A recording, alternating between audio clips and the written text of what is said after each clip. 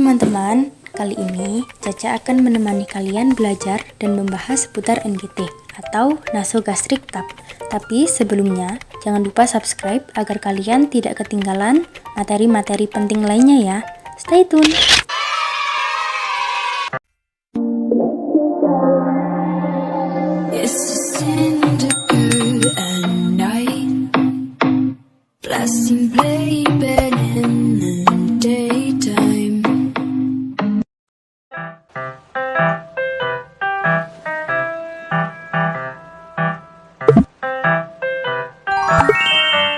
Pemasangan NGT atau nasogastric tub intubation adalah pemasangan selang lunak dan lentur yang terbuat dari plastik melalui hidung untuk membantu orang yang sulit menelan agar tetap mendapatkan nutrisi yang dibutuhkan. Prosedur ini juga dapat dilaksanakan sebagai cara mengosongkan lambung dari zat-zat beracun. Orang Indonesia juga mengenalnya dengan istilah selang makan atau sonde. Pada pemasangan NGT, selang yang masuk lewat hidung akan diteruskan hingga melewati kerongkongan dan pada akhirnya mencapai lambung. Pemasangan selang nasogastric tub atau NGT sering dilakukan untuk memberikan makanan dan obat kepada pasien atau untuk mengosongkan lambung. Tidak hanya terpasang selama di rumah sakit, selang nasogastrik juga bisa terpasang hingga pasien pulang ke rumah. Tujuan pemasangan selang nasogastrik adalah untuk membantu pemberian makanan dan obat-obatan kepada pasien yang tidak bisa mengkonsumsi makanan atau obat dari mulut, misalnya bayi prematur atau pasien koma. Selain itu, selang nasogastrik juga bisa digunakan untuk mengeluarkan gas atau cairan dari dalam lambung. Selain melalui hidung, selang juga bisa dimasukkan melalui mulut atau oral. Selang ini disebut sebagai selang orogastrik atau orogastric tub atau UGT. NGT dan UGT digunakan untuk tujuan yang sama, tetapi selang orogastrik biasanya dipasang pada pasien yang tidak bisa menggunakan selang nasogastrik.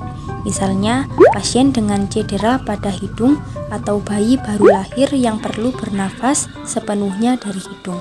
Kondisi yang memerlukan selang nasogastrik, salah satu tujuan dilakukan pemasangan selang nasogastrik adalah untuk pemberian nutrisi, yaitu pada 1. Pasien yang dalam kondisi koma, 2. Pasien yang mengalami penyempitan atau sumbatan saluran pencernaan, 3. Pasien yang menggunakan alat bantu pernafasan atau ventilator, 4. Bayi yang lahir prematur atau menderita kelainan bawaan lahir.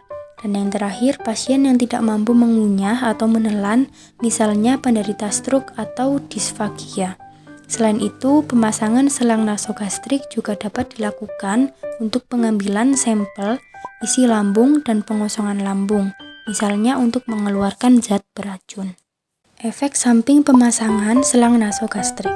Beberapa efek samping yang dapat muncul dari pemasangan selang nasogastrik adalah rasa mual dan muntah, perut kembung, serta naiknya makanan dan obat dari lambung. Selain itu, risiko terjadinya cedera pada hidung, kerongkongan, dan lambung saat pemasangan selang juga dapat terjadi. Durasi penggunaan selang nasogastrik. Lamanya penggunaan selang nasogastrik tergantung pada kondisi pasien dan tujuan pemasangannya, tetapi sebaiknya digunakan hanya dalam jangka pendek. Selang ini bisa terpasang hingga 4-6 minggu, namun harus diganti setiap 3-7 hari atau sesuai kebutuhan. Tanda bahaya penggunaan selang nasogastrik. Segera hubungi dokter atau petugas medis jika Anda mendapati pasien yang menggunakan selang nasogastrik mengalami kondisi berikut ini. 1. Sesak nafas, 2. Muntah, 3. Nyeri pada ulu hati, 4. Demam, iritasi, kemerahan, pengelupasan kulit atau pembengkakan pada lubang hidung tempat selang nasogastrik terpasang. Terima kasih sudah menyaksikan videonya sampai selesai. Jangan lupa subscribe dan like jika video ini bermanfaat. Jika ada pertanyaan seputar kesehatan dan prosedur tindakan medis, bisa tulis di kolom komentar ya. See you!